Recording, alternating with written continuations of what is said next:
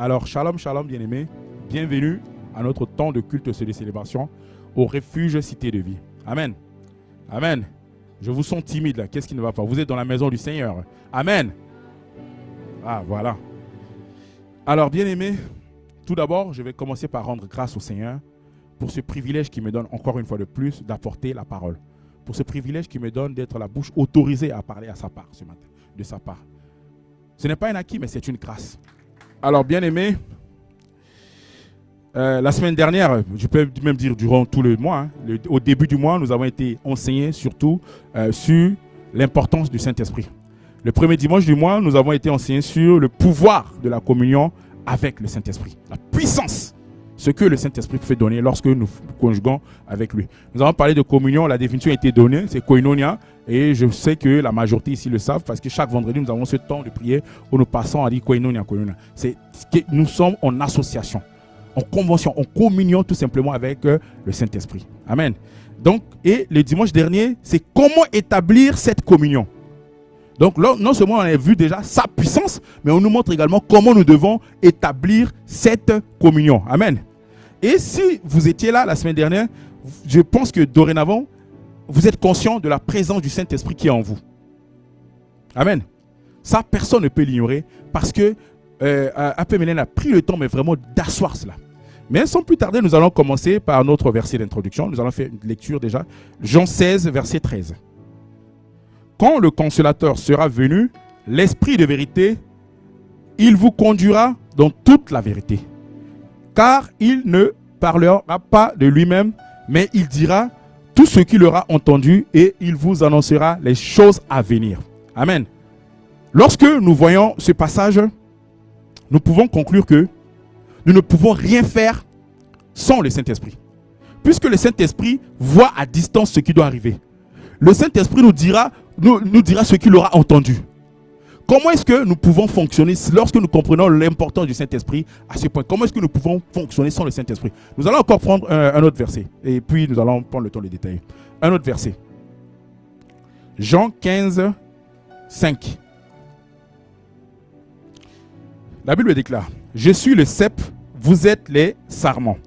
Celui qui demeure en moi et en qui je demeure porte beaucoup de fruits. Car sans moi, vous ne pouvez rien faire. Amen. La Bible est claire que nous sommes, il est le cep et nous sommes les sarments. Tu peux envoyer l'image que je t'avais envoyée pour une illustration, vous allez comprendre. C'est marqué, je suis le cep. Le cep, c'est le tronc. C'est le tronc que vous voyez, c'est le cep et nous sommes les sarments. Et tout ce qu'il y a comme fruits, est-ce que nous pouvons avoir ces fruits si les sarments sont coupés? Pas du tout. Donc cette illustration nous montre à suffisance à quel point le Saint-Esprit est vraiment le pilier de notre vie. Sans lui, nous ne pouvons rien. Là, c'est Jésus qui parle. Qu'il est le cep et que nous sommes les sarments. Nous allons continuer à lire également dans Acte 1, verset 8.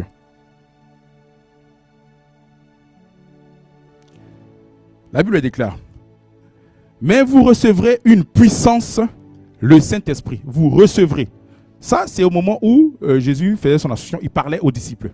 Il disait, vous recevrez une puissance, le Saint-Esprit, survenant sur vous. Et vous serez mes témoins à Jérusalem, dans la Judée, dans la Samarie et jusqu'aux extrémités de la terre. Amen. Lorsque nous voyons ce verset et que nous voyons également la vie des disciples, ceux qui étaient en présence de Dieu, de Jésus, et en son absence, vous voyez la différence. C'est-à-dire qu'il y a quelque chose qui s'est passé. Et ce quelque chose, c'est quoi selon vous? C'est la présence du Saint-Esprit. Vous allez voir les disciples qui étaient auparavant peureux, qui ne pouvaient même pas faire des miracles, ce qu'ils ont opéré, ce qu'ils ont, et au-delà. Nous sommes en train de témoigner. La Bible, nous voyons des gens, entre guillemets, qui étaient analphabètes, mais qui ont écrit. Mais qu'est-ce qui s'est passé? Qu'est-ce qui s'est passé? Au travers de ces trois passages, je voudrais amener quelqu'un à comprendre que sans le Saint-Esprit, nous ne pouvons rien. Le Saint-Esprit que nous avons, c'est comme si je voudrais que ce soit vraiment assis avant que nous continuions. C'est comme le coach. La majorité, vous voyez les Cristianos, vous voyez les Messi, mais derrière, il y a un coach. De la même manière, nous, on les voit, on crie. Il y a quelqu'un derrière qui leur crie dessus comme un enfant. Quand il sort, il ne respecte pas les règles, il revient, il y a quelqu'un derrière lui qui lui crie dessus pour lui dire, lui, on le voit devant la télé. en coulisses, il y a un coach qui le contrôle, qui l'oriente. Mais c'est de cette même manière que nous également, nous avons besoin du Saint-Esprit comme notre coach. Nous avons besoin du Saint-Esprit dans tous les domaines de notre vie. Tout ce que nous allons faire, je vous dis tout. Puisqu'il dit, Jésus dit, il est le cep et nous sommes les sarments. Lorsque nous sommes détachés de lui, rien ne pourra marcher. Amen.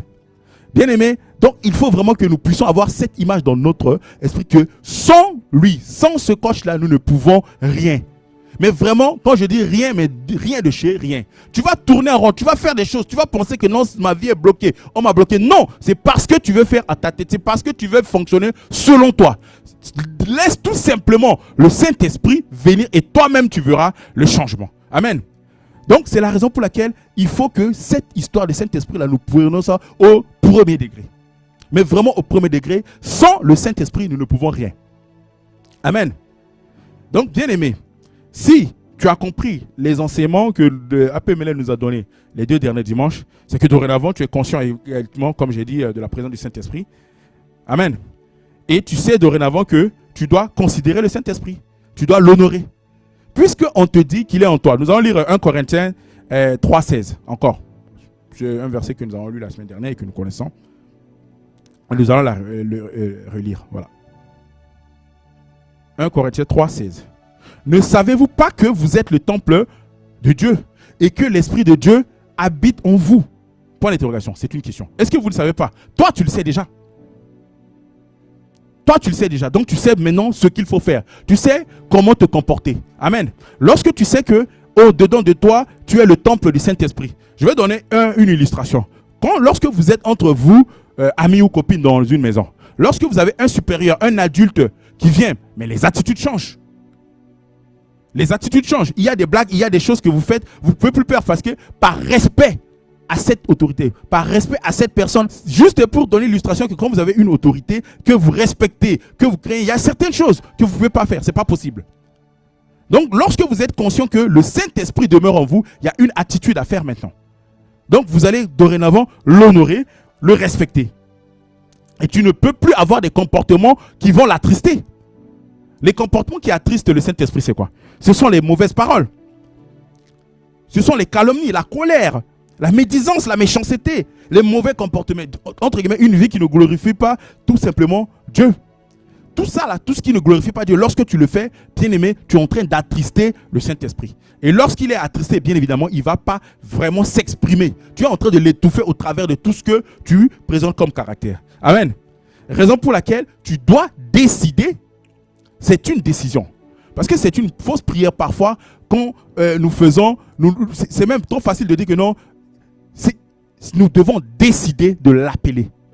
Il ne s'impose pas, c'est ça la différence. Voilà. Tu dois l'appeler, tu dois décider de te laisser dorénavant conduire par le Saint-Esprit. Amen. Donc après ces enseignements et que tout ce que nous avons compris, c'est qu'en tant qu'enfants de Dieu, nous ne pouvons pas nous en passer du Saint-Esprit. D'où l'obligation de nous laisser conduire par le Saint-Esprit. C'est pour ça que le thème d'aujourd'hui, c'est « Voici pourquoi tu dois te laisser conduire par le Saint-Esprit. » Amen. Voici pourquoi tu dois te laisser conduire par le Saint-Esprit. Autrement dit, voici les raisons pour lesquelles tu dois te laisser conduire par le Saint-Esprit. Amen.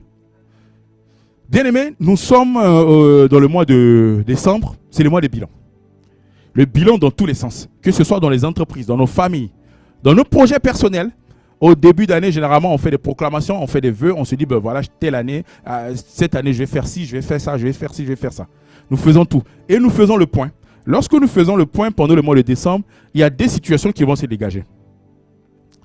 Les deux situations, c'est que soit tu as pu faire tout ce que tu as planifié, soit tu n'as pas pu le faire, ou bien tu as fait juste une partie. Amen. Et généralement, lorsque cela ne fonctionne pas, nous avons également des attitudes.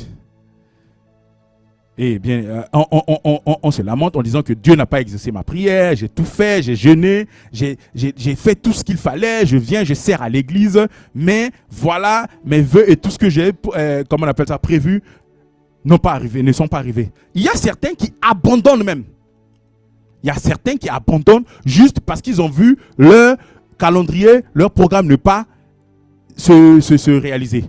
Il y a d'autres également qui ont compris et qui prennent le temps de se poser les bonnes questions.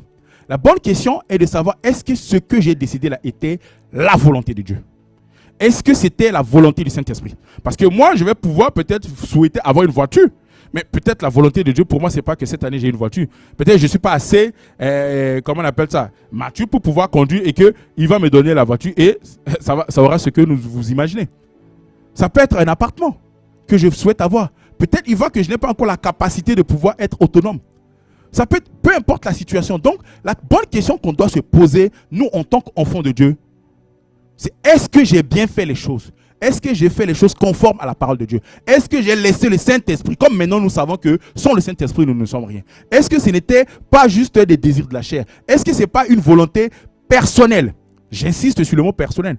À la différence de la volonté de Dieu. Amen. Donc, lorsque nous sommes dans ces genres de situations, nous lamentons.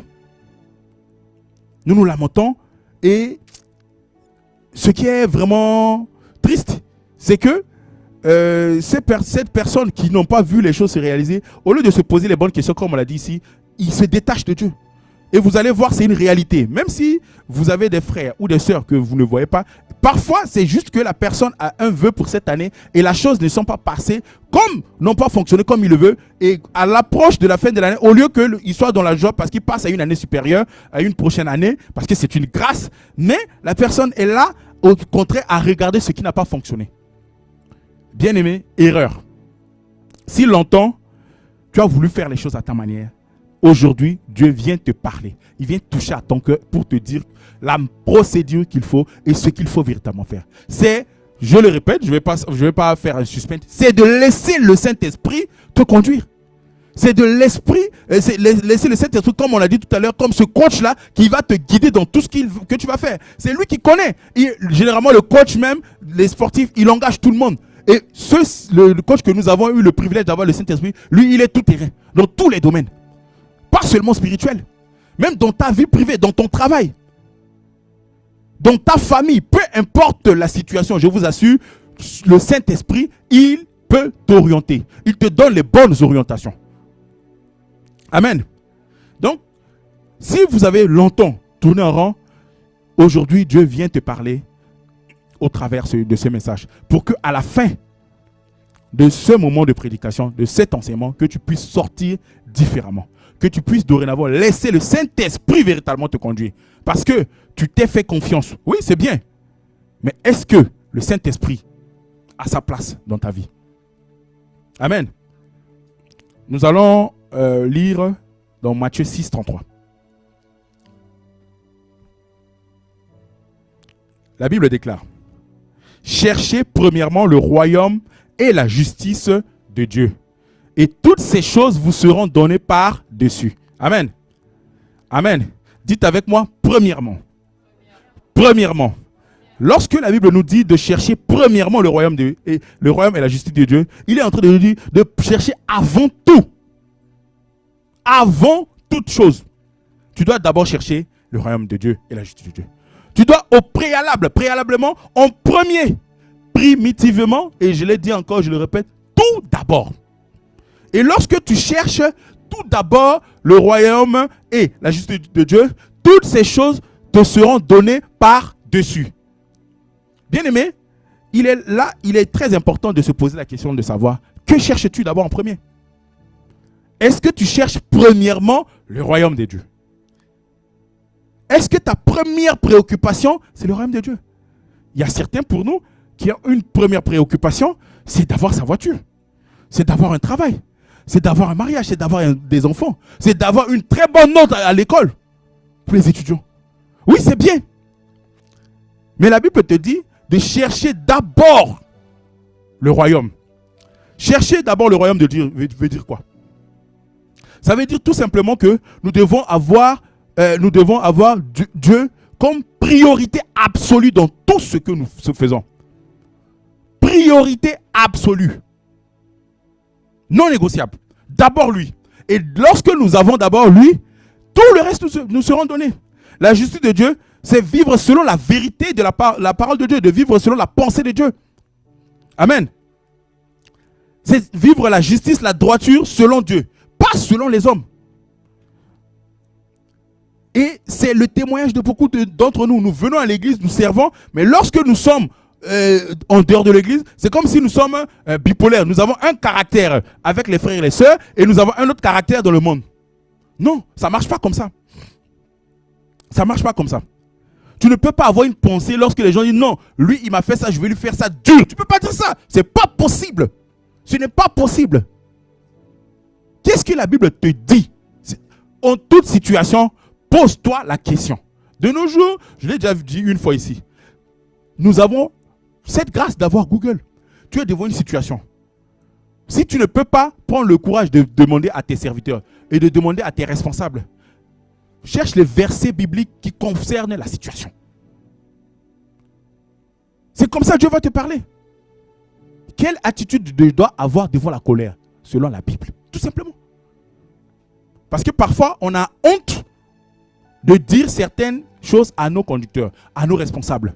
Mais réfère-toi à la Bible. Réfère-toi à la Bible pour que la Bible puisse te parler. Puisque la justice de Dieu, c'est selon sa pensée, c'est selon sa parole. Amen. Dès lors que tu mets Dieu en priorité et puis tu vis selon, comment on appelle ça, les recommandations de Dieu, mais tout le reste te sera donné. Amen. Toutes ces pensées que je viens d'énumérer ici, ce ne sont pas les pensées du royaume de Dieu. Donc tu dois vivre selon la volonté de Dieu et selon la parole de Dieu. Amen. Et lorsque nous disons, la parole nous dit chercher premièrement le royaume, ça veut dire que nous appartenons à un royaume. Et lorsque nous appartenons à un royaume et qu'il nous envoie quelque part, prenons l'exemple d'un ambassadeur. Prenons tout simplement l'exemple, ça peut être un ambassadeur, même un commercial. Lorsque tu es ici d'un royaume, on t'envoie comme ambassadeur en France. Mais ce n'est pas parce que tu es arrivé en France ici, tu vas créer, comment on appelle ça, tes priorités à toi. Non. Quand tu viens d'un pays, on te donne une lettre de créance. Et quand tu viens, tu vas te baser sur ça pour travailler. Les autres choses que tu vas faire, ça peut être bon, mais ce n'est pas ce que le pays t'a envoyé faire. Le royaume ne t'a pas dit de venir faire des dons, de faire autre chose. Tout ce qu'il te demande de faire, c'est ça que tu vas faire. Figurez-vous un ambassadeur. L'ambassadeur de France, on envoie un exemple. On envoie dans un pays X, il arrive et il dit, bon, pour faire plaisir à ce peuple, oui, c'est la courtoisie. Il veut maintenant vivre avec eux. Si c'est les pygmées, il va dormir maintenant avec les pygmées, il s'habille un peu comme les pygmées. Ça ne va pas marcher. Parce que la France a une culture, on lui a donné une mission. Il doit aller avoir l'ambassade de France. Et quand vous allez voir dans tous les pays, ceux qui voyagent, tu rentres dans l'ambassade de France, tu as l'impression que tu es en France. Je ne sais pas comment, mais que ce soit les dispositions, tu as l'impression d'être dans une administration ici. Il n'y a aucune différence. Tu vas trouver un beau jardin. Et parfois, quand tu vas dans d'autres administrations, tu dis, est-ce que c'est dans ce même pays-là? Comment ils ont fait pour avoir le beau jardin là? Et de l'autre côté là-bas, tu as des jardins en saccade. Ça veut dire qu'ils ont gardé la rigueur qu'ils ont ici pour amener là-bas. Donc toi, bien-aimé, lorsque tu quittes le royaume et que tu es envoyé ici comme ambassadeur, tu dois avoir l'attitude des gens de ce pays. Tu ne peux pas venir ici et agir comme parce que ceux-là, les gens du monde sont comme ça, tu vas faire comme eux. Ce n'est pas possible, ça ne marchera pas. Tu vas être rapatrié. En termes diplomatiques, on dit on les rappelle. Tu es ambassadeur, tu vas être rappelé. Amen. Nous allons voir également dans Jean 10, verset 9. La Bible nous déclare, « Je suis la porte. Si quelqu'un entre par moi, il sera sauvé, et il entrera et il sortira et il trouvera les pâturages. » Dans ma version ici, on dit trouvera sa nourriture. Amen. Donc, encore ici, la Bible nous dit, c'est Jésus qui parle, qu'il est la porte. Amen. Lorsque je parle de Jésus ici, sachant que lorsque Jésus est parti, il nous a envoyé le Saint-Esprit. Donc, c'est Jésus en miniature. C'est la divinité qui est en nous. Cela veut dire tout simplement que lorsque nous passons par cette porte, ça veut dire que lorsque nous venons d'abord par Jésus, nous ne pouvons pas sauter Jésus et aller faire autre chose. Nous devons avoir Jésus comme la porte d'entrée. Lorsque nous sommes ici dans une maison et que quelqu'un vient rentrer par la fenêtre, on l'appellera comment? C'est pas normal. Tu dois rentrer par ici, c'est la porte. Et nous avons la porte qui est Jésus et nous voulons parfois passer par d'autres voies et nous voulons tout simplement le modeler et l'amener à notre sens pour l'amener parfois dans la parole de Dieu. Amen. Donc, la Bible nous dit de chercher premièrement le royaume de Dieu dans Matthieu 6, 33 et ici dans Jean 10, verset 9, il nous dit qu'il est, lui, la porte. Il y a une version que je vais lire, français courant. Je suis la porte, celui qui entre en passant par moi sera sauvé. Il pourra entrer et sortir et il trouvera sa nourriture. J'insiste. Pourquoi? Parce que nous sommes dans le mois de bilan, mais également c'est le moment où les gens prennent pour proclamer meilleur vœu de ceci, vœu de cela, je veux tel. C'est ça, on appelle un peu nos nourritures là. Amen. Chacun cherche à voir tout simplement ce qui va plaire à sa chair. Chacun cherche à voir un projet personnel. Mais pose-toi la question de savoir, est-ce que c'est le Saint-Esprit dont on parle ici qui t'a conduit? Est-ce que c'est le Saint-Esprit qui est la porte que tu as, comment on appelle ça, utilisée pour que tu puisses le laisser te parler? Parce que le Saint-Esprit nous parle, hein. Ça c'est une évidence. Le Saint-Esprit parle. Donc bien aimé, prends ce moment de sorte que lorsque tu sors, tu peux tout oublier. Mais sache que sans le Saint-Esprit, tu n'es rien. Lorsque tu as conscience que sans le Saint-Esprit, tu n'es rien, on n'aura plus besoin de te négocier avec toi. Quel que soit le domaine dans lequel tu vas opérer, tu vas mettre le Saint-Esprit en avant. Tu vas mettre le Saint-Esprit en avant. Parce que sans le Saint-Esprit, nous ne sommes rien. Donc, bien aimé, tu as beau prononcer les vœux comme d'habitude. Tu as beau proclamer encore les vœux de bonheur, de prospérité, de ceci. Tout ton programme, tu peux continuer à le faire. Tant que tu n'associes pas le Saint-Esprit, au final, on va revenir ici encore pour dire la même chose. C'est cette conscience que nous devons développer. C'est cette conscience de nous laisser conduire par le Saint-Esprit. Lorsque nous laissons le Saint-Esprit nous parler, je vous assure, il nous parle. J'en ai des témoignages. Je vous assure. Je vais peut-être donner un témoignage également. Avant, nous allons lire dans Matthieu 7, verset 21.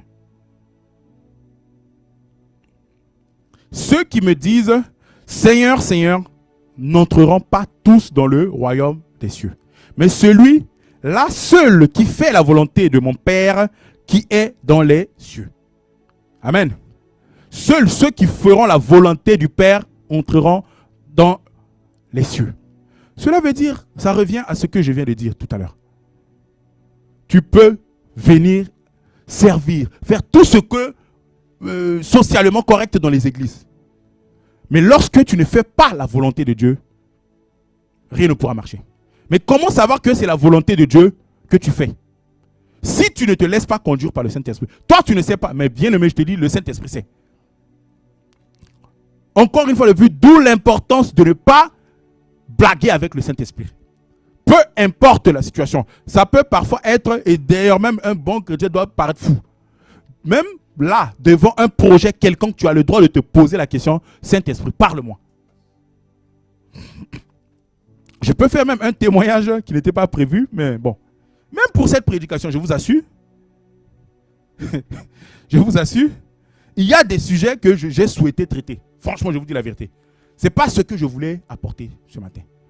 Le sujet que moi, personnellement, je voulais, c'était autre chose. J'ai dit, ah bon, c'est la fin de l'année, il faut challenger les gens, il faut ceci. Non, ça c'est ma pensée à moi. Mais lorsque je prépare, je vous assure, rien ne vient. C'est là, mais ça ne coule pas, je vous assure. Ça ne coule pas. J'arrive même pas à écrire une page. Ça me revient tout simplement, Saint-Esprit. Saint-Esprit. Bon, cette histoire de Saint-Esprit, là, j'en parle. C'est-à-dire que j'ai été le premier à être enseigné même. Amen. Et automatiquement, tout le brouillon, tout ce que j'avais fait de gauche, droite, les versets, peut-être que j'ai fait depuis 2 semaines, mis de côté pour revenir sur ça. Ça veut dire qu'il faut laisser le Saint-Esprit en toutes choses. Même dans le travail. En toutes choses. Et en toute situation. Parce que si ce n'est pas la volonté de Dieu, tu seras un peu dans cette condition. C'est ça. Matthieu 7, 21.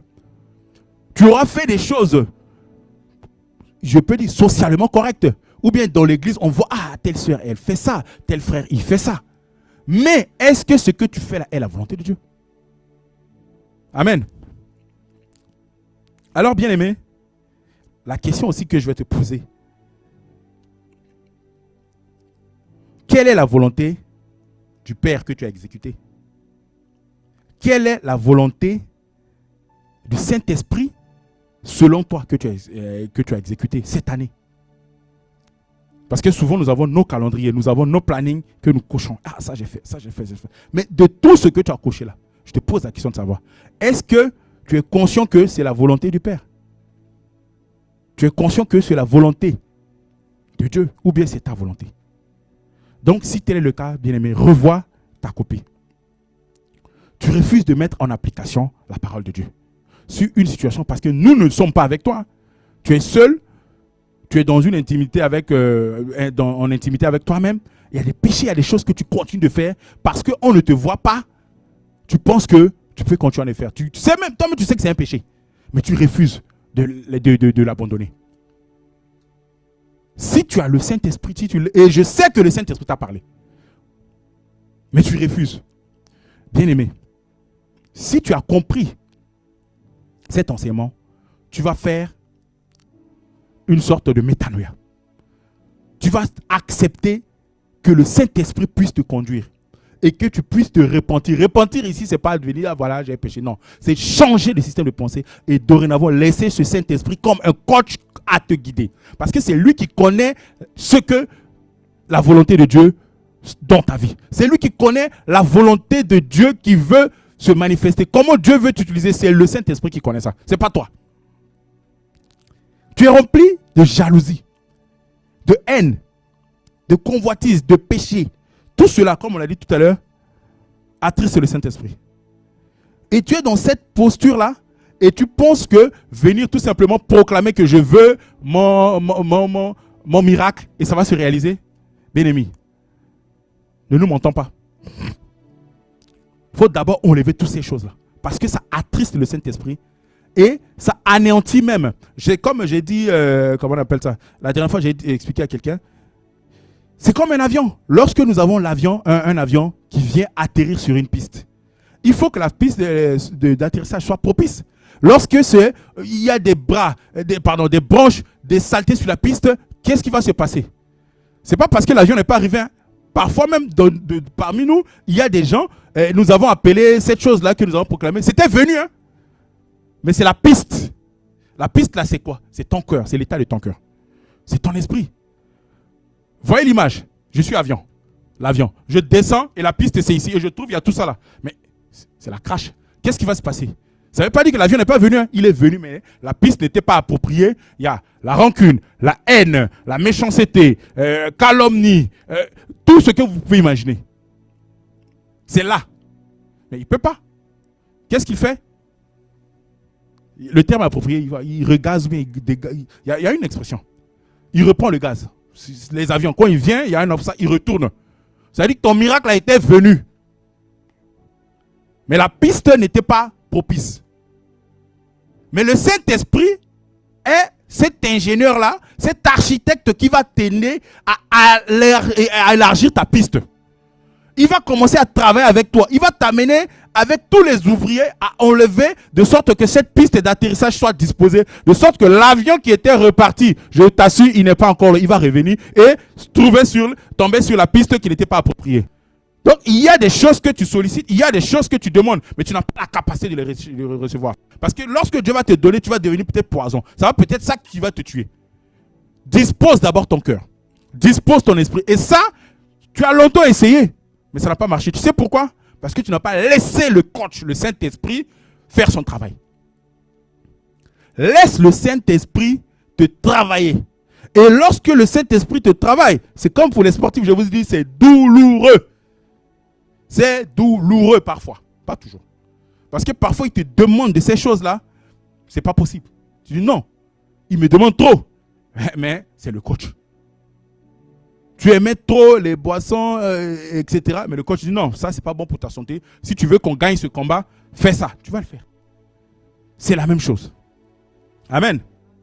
Amen. Alors, bien aimé, Au travers de ce message, j'espère que tu as bien compris et que tu vas accepter l'ingénieur en chef, le Saint-Esprit, pour travailler avec toi, pour non seulement enlever tout ce qu'il y a comme désordre sur cette piste-là, mais il peut encore faire mieux. Il peut faire de toi une piste de Charles de Gaulle. Plus, même dans un milieu, le Saint-Esprit, il fait de, quand je dis Charles de Gaulle, c'est pour dire que tout type de grâce, tout type d'action, tout type de bénédiction que Dieu va envoyer, tu recevras. Et que cela véritablement soit ton témoignage, au nom de Jésus. Bien-aimés, nous allons lire dans Romains 8, verset 26.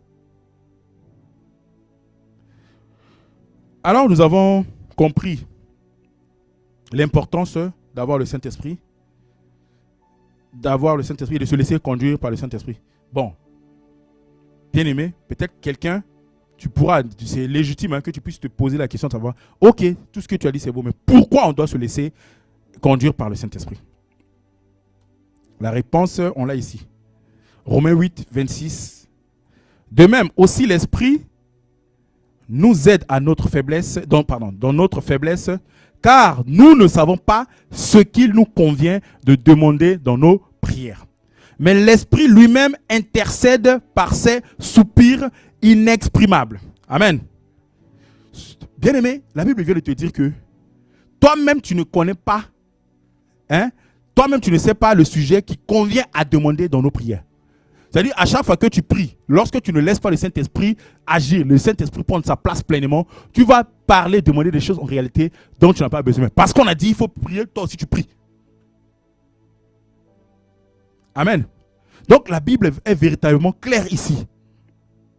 Donc, l'Esprit lui-même intercède pour tes soupirs inexprimables. Au verset 27, et Dieu et celui qui sonde les cœurs connaît quelle est la pensée de l'Esprit.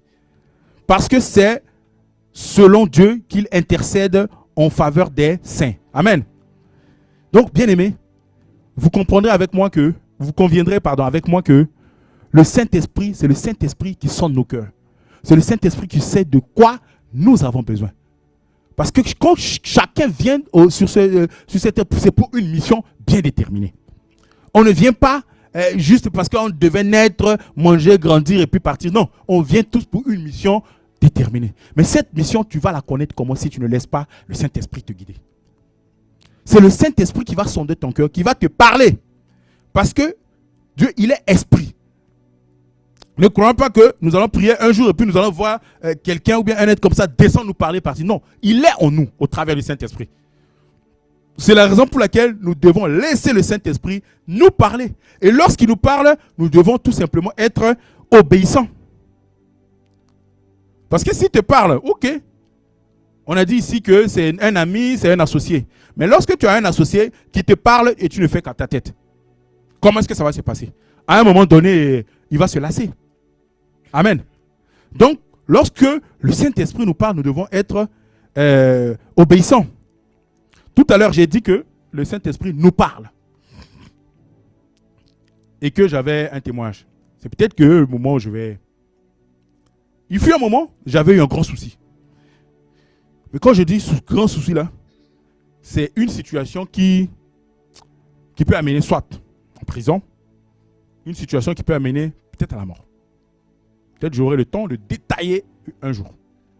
Pendant cette même période, j'avais déjà témoigné d'un conflit que j'avais avec un frère. Pendant cette même période, à chaque fois qu'il y avait la prédication, il y a ce message qui vient, il y a un frère qui a tel problème, il faut demander pardon. Et pour moi, demander pardon, c'est juste me résoudre à moi-même. On dit que non, j'ai demandé pardon. Et d'ailleurs, je n'ai pas rien à me reprocher. Je n'ai pas tort, je ne vais pas y aller. Vous voyez un peu comment le Saint-Esprit opère. J'ai expliqué d'abord le contexte du problème dans lequel j'étais. Et deuxièmement, j'en ai parlé avec les autorités de prendre le temps de prier. Et pendant cette même période, il y avait de façon répétitive, il faut demander pardon. Une fois même, il y a un frère qui a dit, il était en train de parler d'un autre sujet, il s'arrête, il dit, il y a un frère ici, tu es orgueilleux. Parce que Dieu m'a dit de te dire, d'envoyer un message et demander pardon à ton frère. Et là, c'était devenu sérieux. Vous voyez, il n'y a aucun lien. C'est mon travail là-bas. Il n'y a aucun lien. Maintenant, qu'est-ce qui se passe? Quand cette situation s'est arrivée et s'est passée, j'ai pris le temps de prier, et comme je l'ai dit tout à l'heure. Maintenant, le Saint-Esprit, comme on dit, le Saint-Esprit parle. Et ce jour-là, j'étais seul. C'était après le culte. Après le culte, je rentre à la maison. Et j'étais seul au salon. Madame était partie travailler, j'étais seul au salon. Et j'ai pris le temps de prier. J'ai prié, jusqu'à ce que le Saint-Esprit me révèle que je suis orgueilleux. J'ai dit, mais je suis orgueilleux en quoi? Je t'ai dit de demander pardon. Et depuis, tu dis, parce que tu as pardonné dans ton cœur, tu ne peux pas faire le pas parce que tu estimes que tu as raison. Tu me désobéis. Donc, j'ai sondé. Et je vous assure, quand je vous dis que c'est douloureux, quand le Saint-Esprit te parle, il te demande de faire cette chose, c'est douloureux, c'est vraiment douloureux. Qu'est-ce que j'ai fait? J'ai pris le temps de prier. Parce que je sais que moi-même, je ne pouvais pas. J'ai demandé au Saint-Esprit de me guider, de me donner la force, Et dès que j'ai fini la prière, j'ai dit, bon, parce que c'est des choses que j'avais déjà fait. Mais à chaque fois, quand je fais, au lieu de réagir maintenant, j'ai dit, non, demain, je vais le faire, il n'y a pas de souci, je n'ai pas de problème. Mais à chaque fois, demain, peut-être, j'ai fait 1 an, 2 ans dedans. Mais ce jour-là, le Saint-Esprit m'a parlé et automatiquement, j'ai pris mon téléphone. Je vous dis, automatiquement, j'ai pris mon téléphone, j'ai envoyé un message. Toi également, bien-aimé, si tu vis une situation, si tu as une situation similaire ou autre et que le Saint-Esprit te parle, il te demande de faire le pas. Ça peut être vis-à-vis de ton père, ça peut être vis-à-vis d'un oncle, ça peut être vis-à-vis d'une personne qui t'a fait du mal, qui t'a offensé. Demande pardon. Parce que nous sommes trop dans le formalisme à la fin de l'année. Non réconcilier. Moi, j'ai vu des réconciliations hypocrites, de facettes. Mais toi, tu ne peux pas faire une réconciliation de facettes. Moi, je préfère même mieux que tu puisses pardonner, tu fais le pas et tu ne gardes pas rancune vis-à-vis de la personne et tu pries pour la personne. Parce que toi-même, tu n'es pas meilleur. Tu pries pour la personne. Et mon témoignage que je vous dis, depuis ce jour-là, peu importe la situation, lorsque j'ai le Saint-Esprit qui me dit, va même t'allonger, je vais m'allonger. Parce que j'ai vu, lorsque j'ai dit le Saint-Esprit parle là, ça peut seulement il parle. Parce que, au fait, c'est cette petite chose-là dans ta tête et tu as l'impression que tu deviens fou. Tu parles, la personne, tu l'entends la voix. Et toi-même, tu dis non, c'est pas faux, c'est ma pensée. Mais ça vient avec insistance. Tu ne peux pas être à l'église et tu n'es pas épanoui et puis tu en veux à tout le monde. C'est ton caractère, mon frère. C'est ton caractère, ma soeur. Oui, on t'a fait du mal. Mais la parole nous dit, celui qui m'aime, aime son prochain. Tu ne peux pas dire que tu aimes Dieu et puis tu n'aimes pas ton prochain. Il n'a pas dit aimer ceux qui t'aiment. Même celui qui ne t'aime pas, celui qui a eu des comportements désobligeants pour toi, pardonne-le. Moi, je ne te demande pas d'aller te jeter dans les bras des gens qui sont toxiques. Hein, parce qu'il y a des gens qui sont toxiques. Il y a des gens comme ça qui sont méchants. Si tu vois, c'est bien même que le fait d'aller vers la personne va encore créer d'autres conflits. Tu n'y vas pas. Mais il faut pardonner. Fais ton pas. Tu ne le fais pas pour la personne, tu le fais pour toi. Parce que ton Dieu te demande de pardonner. Tu le fais. Et tu pries, je précise, tu pries également pour la personne. Il ne faut pas être dans le jugement. Tu ne sais pas ce qui a amené la personne pour que la personne soit arrivée là. Il y a des gens qui ont de ces méchancetés, tu lui poses des questions. Mais humainement parlant, bonjour même, tu ne peux pas t'approcher. Mais c'est une créature de Dieu. Tu ne sais pas quelle souffrance, quelle situation la personne a vécue et puis qu'il a rendu, moi je dis vulnérable. Parce que quand on est dans ces genres de méchanceté, on est vraiment en captivité par l'ennemi. Et l'ennemi utilise la personne. Et toi, au lieu d'avoir compassion, prier pour que la personne soit libérée, toi tu es là à voir seulement ses caractères et ses gestes. Il ne faut pas. Amen. Alors bien aimé, je pense que ce matin, nous avons vraiment reçu la parole de Dieu. Et que le Saint-Esprit puisse nous transformer. Le Saint-Esprit puisse nous amener à être une nouvelle version de nous-mêmes. Amen. Donc, pour citer quelques rôles, parce qu'en réalité, j'ai déjà tout dit. Mais on va parler un peu de quelques rôles que le Saint-Esprit peut faire en toi. Et je tiens à préciser ici que la présence du Saint-Esprit en toi et la manifestation du Saint-Esprit, c'est deux choses différentes. Il faut laisser le Saint-Esprit se manifester. Lorsque tu ne laisses pas le Saint-Esprit se manifester, tu peux avoir le Saint-Esprit en toi. Et quand tu l'attristes, il est là. mais il ne peut pas se manifester. Donc, il y a vraiment une grande différence de l'obligation de se laisser conduire par le Saint-Esprit. Et à la seule différence, il faut savoir que le Saint-Esprit ne s'impose pas. Il ne vient pas s'imposer, il te laisse libre choix de l'appeler. Donc, c'est à toi de lui demander de venir. Il ne s'impose pas. Amen. Nous allons voir dans Romains 8, 14. Romains 8, 14 nous dit ici, car tous ceux qui sont conduits par l'Esprit de Dieu sont fils de Dieu. Donc tu ne peux pas prétendre tout le temps dire, on est enfant de Dieu, je suis fils de Dieu, et puis tu ne te laisses pas conduire par le Saint-Esprit. Tu es une autre personne. C'est le lieu également de me souvenir, une fois ici, ma Mélène disait, nous sommes tous des créatures de Dieu, voilà, mais nous ne sommes pas tous des enfants de Dieu. Voilà les critères pour être enfant de Dieu. Se laisser conduire par le Saint-Esprit. Romains 8, 14. Il est ton consolateur. Amen. Le Saint-Esprit est ton consolateur.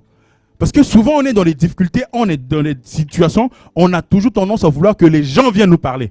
Lorsqu'on s'attend à ce que X ne vienne nous parler et qu'il ne vient pas, on est fâché. On estime que non, c'est ma copine, c'est mon copain, c'est mon frère, c'est mon pote. Comment je peux subir des situations comme ça, il ne vient pas. Ton propre consolateur, ce n'est pas X, ce n'est pas Y, c'est le Saint-Esprit. Et lorsque je parle du Saint-Esprit, nous pouvons le lire dans Jean 14, verset 26. Mais le consolateur, l'Esprit Saint, que le Père enverra en mon nom, vous enseignera toutes choses et vous rappellera tout ce que je vous ai dit. Amen. Le consolateur, il commence par là. Mais le consolateur. Et lui, il va partir. Mais le consolateur, l'Esprit, que le Père enverra en mon nom. Et le Saint-Esprit, il est là. Qu'est-ce qu'on en fait? Est-ce qu'on lui laisse totalement sa place? Et lorsque nous voyons également dans 2 Corinthiens 3, verset 18, la Bible nous déclare, nous tous qui, le visage découvert, contemplons comme dans un miroir la gloire du Seigneur. Nous sommes transformés en la même image de gloire en gloire, comme par le Seigneur l'Esprit.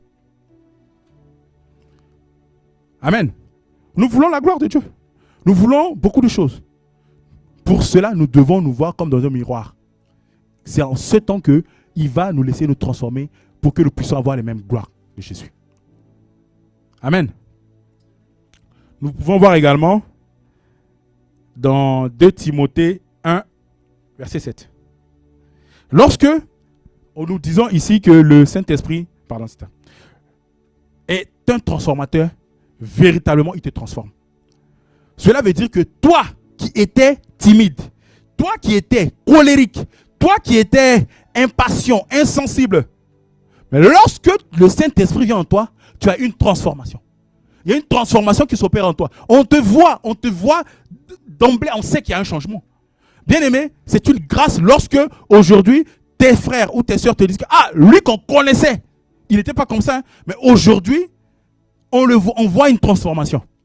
Parce qu'il y a des gens qui courent derrière les gens. Tu ne vois pas que j'ai transformé?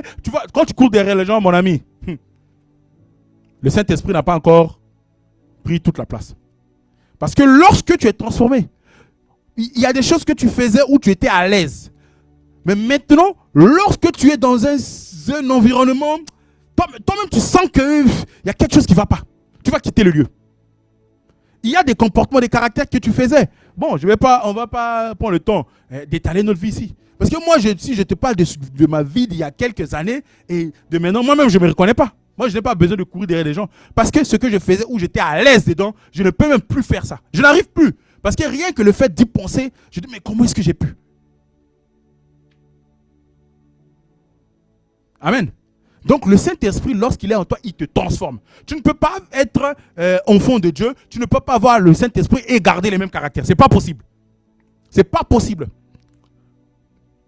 Soit tu n'as pas conscience. Mais aujourd'hui, bien-aimé, prends conscience et laisse le Saint-Esprit véritablement se manifester. Et lorsque tu as le Saint-Esprit en toi, c'est là on va aller vers le 2 Timothée 1, 7. Car ce n'est pas un esprit de timidité que Dieu nous a donné, mais l'esprit de force, d'amour et de sagesse. Il y a des situations où hier, tu me disais d'aller, c'est pas possible, j'aurais peur.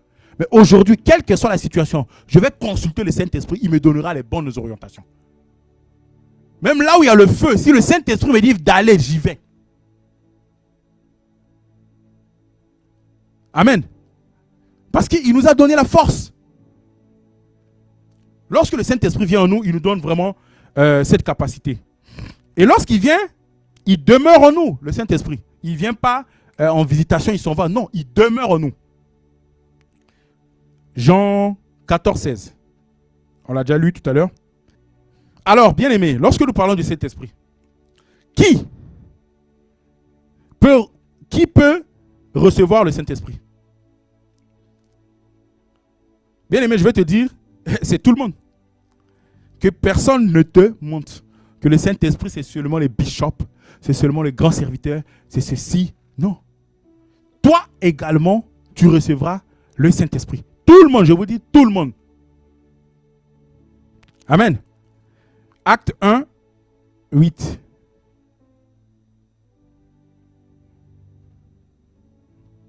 Mais vous recevrez une puissance, le Saint-Esprit, survenant sur vous, et vous serez mes témoins à Jérusalem, dans toute la Judée, dans la Samarie et jusqu'aux extrémités de la terre. Amen.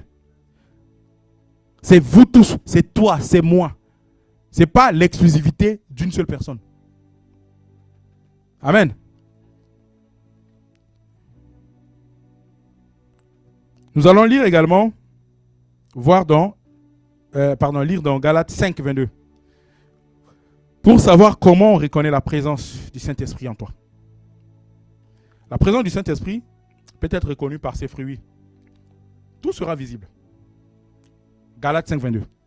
Mais le fruit de l'Esprit, c'est l'amour, c'est la joie, la paix, la patience, la bonté, la bénignité, la fidélité, la douceur, la tempérance. Bien-aimé,